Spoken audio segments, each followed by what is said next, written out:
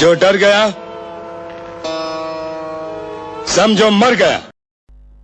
गब्बर सिंह ने कहा था, जो डर गया समझो मर गया।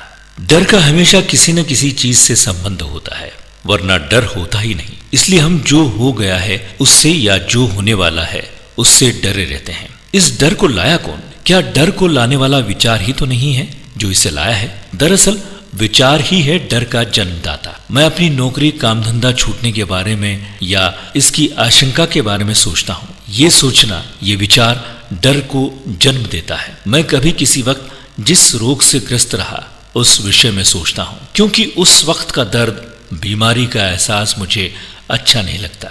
इसीलिए मैं डर जाता हूँ कि कहीं मुझे फिर वही बीमारी न हो जाए। दर्द का एक अनुभव मुझे हो चुका है। इसके विषय में विचारना और उसे नापसंद करना डर पैदा कर देता है। डर का सुख विलासिता से भी करीबी रिश्ता है। हम में से अधिकतर लोग सुख विलास से प्रेरित संचालित रहते हैं।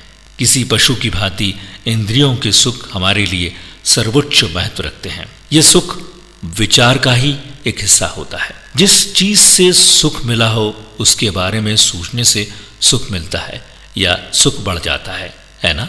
क्या आपने इस सब पर ध्यान दिया है? आपको किसी ऐसा सुख का कोई अनुभव हुआ हो, जैसे किसी सुंदर सूर्यास्त का, और आप उसके बारे में सोचना उस सुख को बढ़ा देता है। ठीक वैसे ही अपनी झेली पीड़ा के बारे में सोचना डर पैदा कर देता है। इससे सिद्ध होता है कि विचार ही मन में पैदा होने वाले सुख का या डर का जनक है।